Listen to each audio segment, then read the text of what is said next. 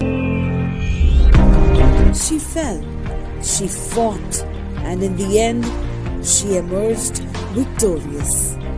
This is the woman of today, and she is made of steel. Come and watch how she slays. This is your favorite international radio network, 94.3 Radio 1. And on She Slays today, I have a young, energetic. I usually thought that about myself only, but I have someone joining the tribe. Or should I say, we were from the same tribe, and now we meet. And so I'm very, very glad to talk to Smriti Notani today. She's a podcaster, and she has a show that goes by the name of Real Talk by Smriti Notani. A few other things that she does do through the podcast platform. But Smriti, you have been slaying it all the while. Thank you so much for being on my show. Thank you so much for having me, Annie. This is an absolute honor. I've been listening to you on the radio, and this feels surreal. Well, let's begin with you. Copywriter, did try your hand at radio, you say. And then, of course, to starting off a podcast, somewhere where you could be yourself. So I'm sure you've gone through enough of ups and downs and enough of, retrospection to actually come to the stage where you say, you know what, I want to be my own, and I think I'm confident enough to let my voice go out there to people. So tell us about that little journey. Sure. First, one little correction. I never actually did work in radio, but it's been a long-standing dream of mine. So thank you so much for making it come true today. So yes, copywriter part is right. I studied mass media, and after that, I started a job in advertising. Back in the day, there was a lot of emphasis from parents to, take up something steady. So, this advertising job was a nice... And you're talking about, just so we know what time of the decades or what time of the era this is, you're saying to 2010, 11 onwards. 2008, 2010, 2011, these years broadly, And so I thought, having a stable job, at least it was a corporate job, was a nice mid-ground, ki aap karo, apna quirky cheeze bhi karo, but also, it's a stable job. So that was the emphasis.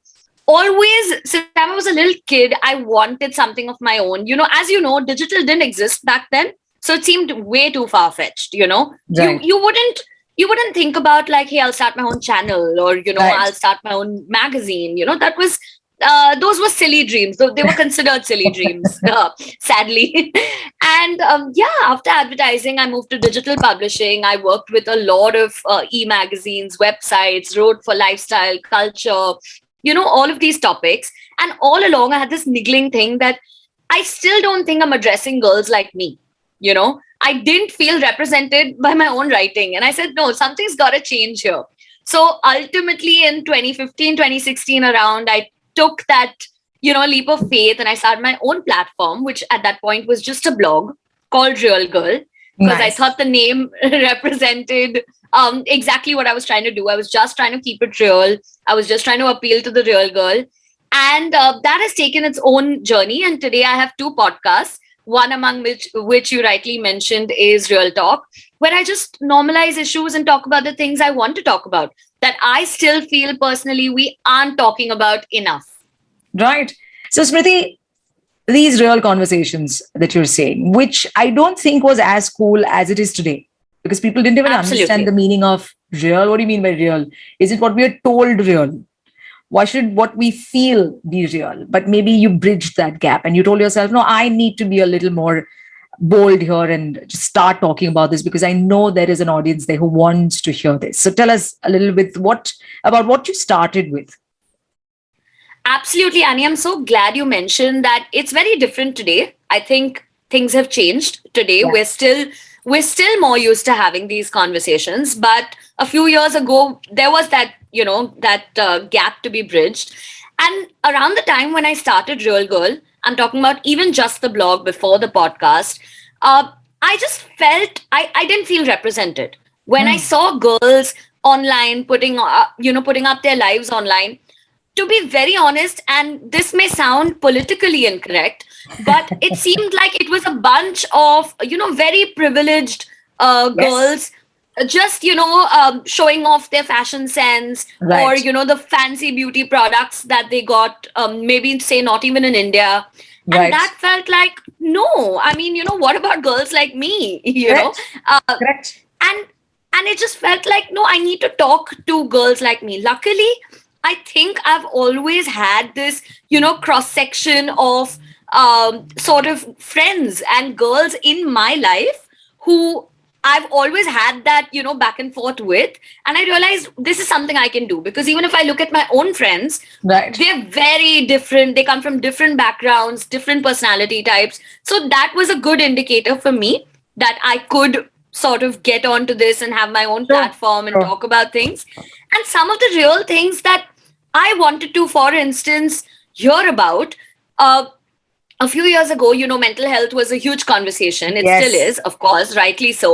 But I never heard anybody's personal journey. I never heard about anybody really talking about how scary it was for them to try therapy, for example, you know. And I did an episode on that, and I spoke about how I was, looking for a therapist, etc. And Annie, I have to tell you, that episode on my podcast did so well. And I personally feel, very realistically, it's not because I did a fab job with the episode, or, I did something really out of the ordinary, but I just spoke the truth, Hmm. and I just let people know where I'm at. And I think it hit a chord, you know. Right. Similarly, there are so many other things, like, in India, women are very conditioned to not talk about so many topics, Oh, yeah. and yeah, and I just wanted to get a chance to normalize a lot of conversations. We all have certain things we've been told by our families which are not necessarily right, Yeah. you know and Yeah. even now when I say it, I see people flinch, like, did you say something about my family? And I'm like, hey, it's my family too. We all have to get past certain mindsets, certain mentality. How will we fight the patriarchy if we're not ready to talk about the patriarchy? Right. Right. There is a quick question I want to ask here.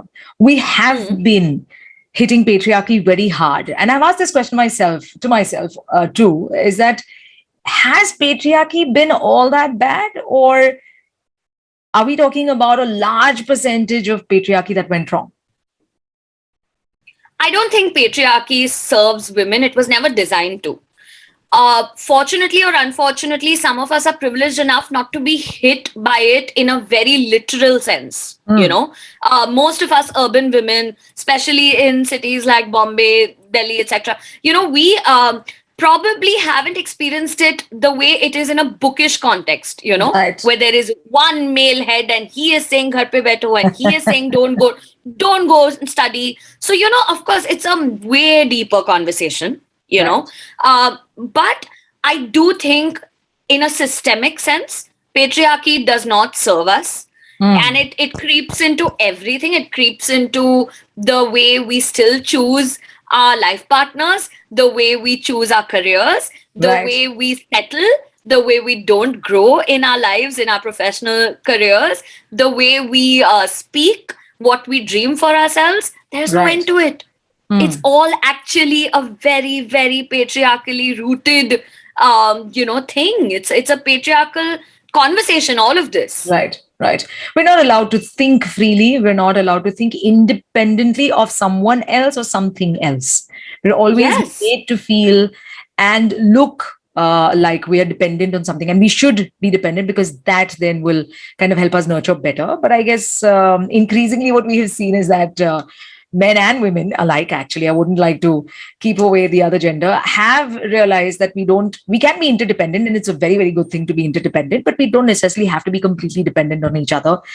Smriti, now talking about these uncomfortable topics that you started long ago, not when people were maybe fully ready for this. They have been thinking about this, but not ready to get into these conversations. How do you publicize or try even talking about it? Let's say, for instance, women dressing appropriately, inappropriately, to even talks about sex, to even talks about normalizing how we look, whether it is body positivity, and to just accept ourselves the way we are and not really Right.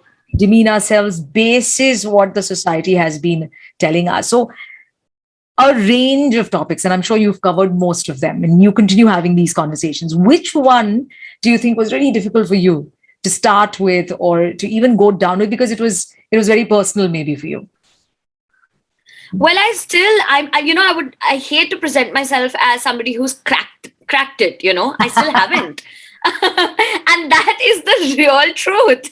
I still haven't cracked it. I still struggle with a lot of conversations, especially around sex and sexuality, Right. because, it's so deeply ingrained in me to Hmm. not talk about these things. So, I feel my skin crawl when I have to address it, but I'm trying.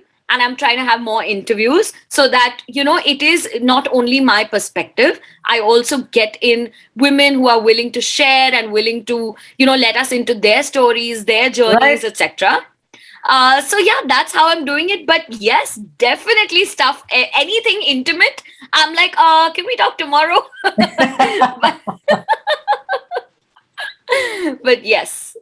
What is the kind of response you've received from those listening and who DM you and say that, you know what, I never thought about it this way, but now I do, and so maybe I'm going to work on that.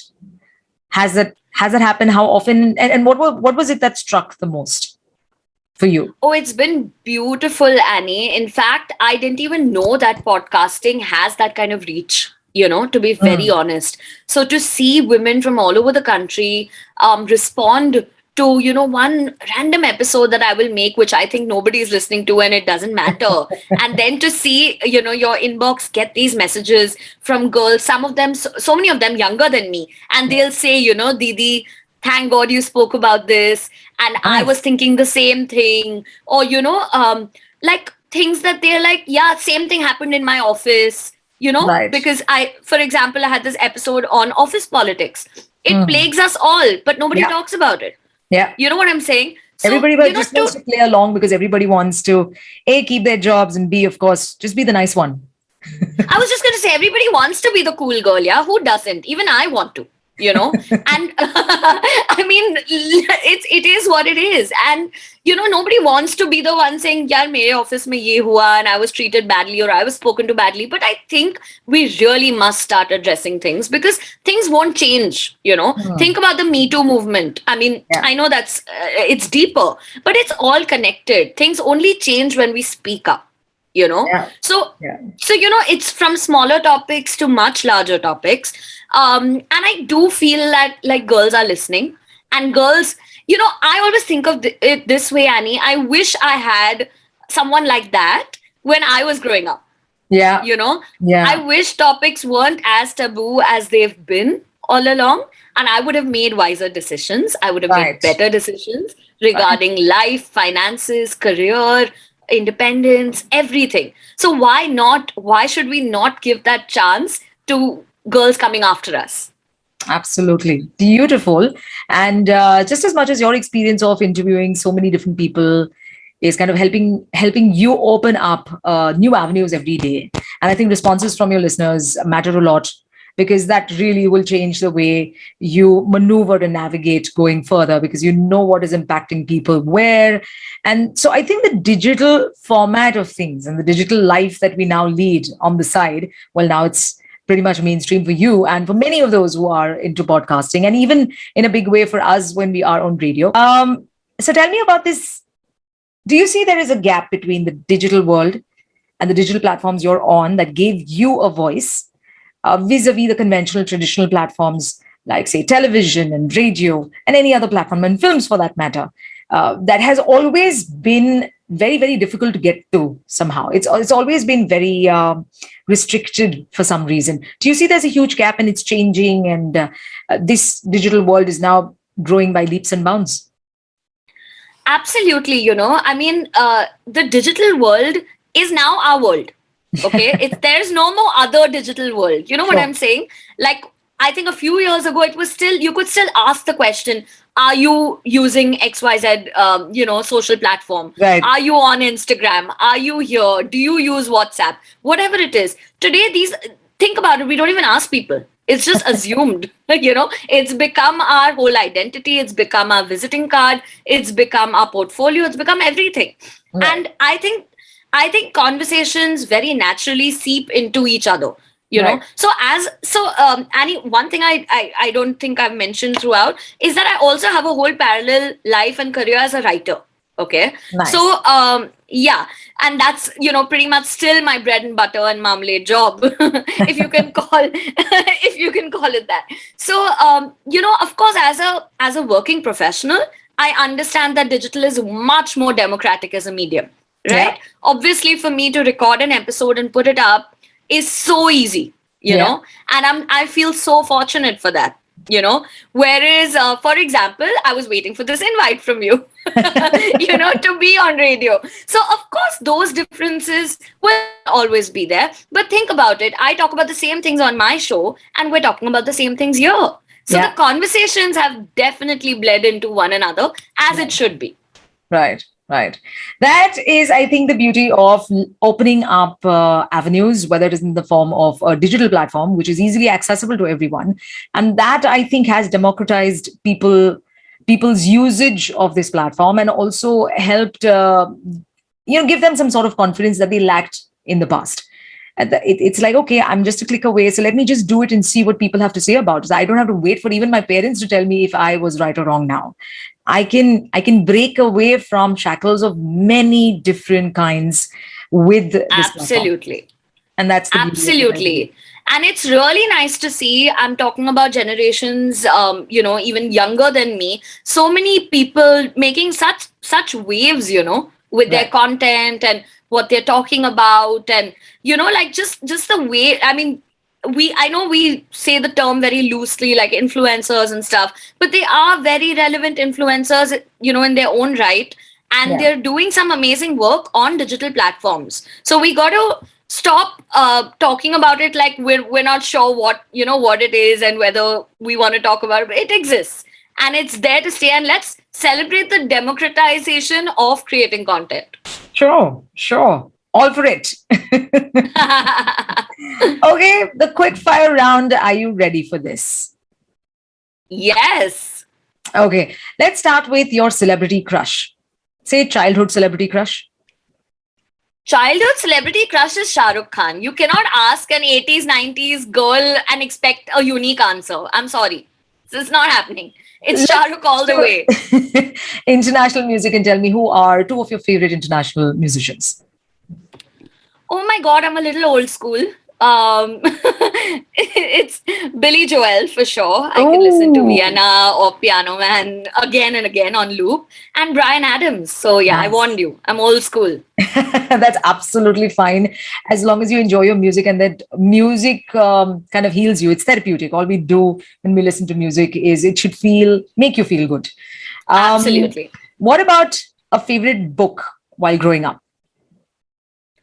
A favorite book while growing up, I think anything by Enid Blyton. No, I was obsessed with the Mallory Towers. Nice. I mean, I'd love to give you a more intellectual answer, but that just would be wrong. I think I'd any day prefer Enid Blyton because that's very honest. That's just, Yeah, that's it just is. what we were when we were growing up. So that's absolutely fine. I Okay. was obsessed. I think I was living. I thought I was a character in her book. So I mean, I cannot give you another answer. If your plane was about to crash, who would Mhm. you want sitting next to you? Oh, I mean, I want to say my husband, but I don't want him to crash along with me. I don't get it. That's so hard. What kind of conundrum have you put me in, Annie? This is too deep. Okay, no, but in my last moments, I better be holding his hand. So my husband. Yay! Sweet. If you were stranded on a tropical island, what two things would you want with you? Oh my God, this is one of those questions that celebrities are always asked, and I always judge their answers. I'm like, oh, that was so dumb. I would never say that. But now, Well, here's your chance. but I'm blanking. On a tropical island, and what are the two things? You would want I with mean, you. food better be there. Food and a good book. And I'll enjoy the tropical island. Yeah. Lovely, lovely. What is the first thing you notice about the opposite sex? I think their demeanor and whether it's kind. Oh, that quick? Really? Yeah, you can tell. I feel like you can tell in like 5 minutes, how a person is, how they're talking, are they talking nicely to people around them? Nice. Very good. On a scale of 1 to 10, how cool are you? See, in my head, I'm 11. Then I think But we in stick to 11. reality, no, in reality, I'm sure it's somewhere in the midway mark. So I can keep it real even on this I think I want to topic. give you a Yeah. 10 on 10. So don't worry. Ah, And it's thank just the you. right frames you're wearing. It makes it even cooler. Yes, radio people, you can't see. Sorry. Oh, no, but they will be seeing this. They will be seeing this on our digital page. So there you are. Oh, great. Okay. What do y'all think of my frames? What kind of celebrities annoy you? Sorry, can you get What that kind of again? celebrities annoy you?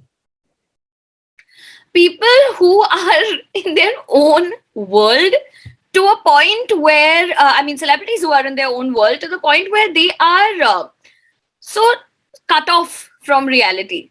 You know what I'm saying? Yeah. Like, it's okay. Not every celebrity has to stand for every cause. And I completely understand that. But you can't be, so in your own head that you actually have no idea about ground reality. Absolutely. And for that matter, I think that is one space our celebrities lack in very, very highly. I mean, today we have a Sean Penn in Ukraine doing a documentary about the war.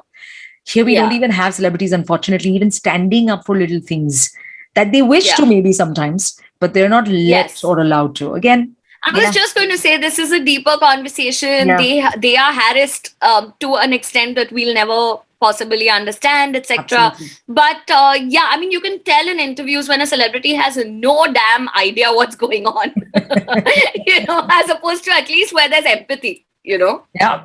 Yeah. 2 places on your bucket list right now. I'm guessing they have changed over the past 2 years. No, I actually haven't been to the US, so that's majorly on my bucket list. So right now, I'm just going to say New York, New York, Yes. New York. Same here. Same here. Very Oh, high five. much. Who is your favorite superhero and why? My favorite superhero is Iron Man. No, wait, I'm going to cancel that. Okay, Iron Man's very cool. Wait, this is like, okay, Iron Man. There's also, what's his name? Who does Ryan Reynolds play? Well, Deadpool. Deadpool. Can I say Deadpool? Of Is that, course are you you can going to say accept Deadpool. that answer? Okay, Deadpool. Yeah, he's the quirky kind. He's the one you want Yes. to be with. Maybe when you are in a plane Exactly. crash too. I would just laugh all the time. No matter what he said, no matter what he did, whether he was fighting the bad guys, I'd just be laughing. I mean, that's the dream life, You'd be right? laughing at how weird he is, but despite being Yeah. weird, how much sense he makes. Yeah. You know, he just strikes a chord. Okay, last, Yeah. if you could be any flavor of ice cream, what would it be and why? Okay, so I would be chocolate because I like chocolate, and I think in this life you should be who you want to be first and foremost. But if we could add something else to it which makes it a little different, for example, I don't know, a shot of coffee or something, which gives people that Oh, kick also, but is not for everybody and is a little of an acquired taste, I think that Yeah. would be me. that is so cool. I hope I did okay. You did absolutely fine. 10 on 10. Real girl. Thank you. Smriti Notani on the show with me today. She slays. And don't forget to catch her show. Yes, it is Real Talk with Smriti Notani. And this is available on every platform that you can be on, digital platform. Thank you so much and keep up the good work, Smriti. Really proud of you. Thank you so much, Annie. It's been an absolute honor and a pleasure. And I'm so excited. I'm all tingly right now. So thank you for giving me this experience. Hope to see you soon. Hope to see you. Thank you. Subscribe to our YouTube channel and hit the bell icon so you never miss a video from Radio 1.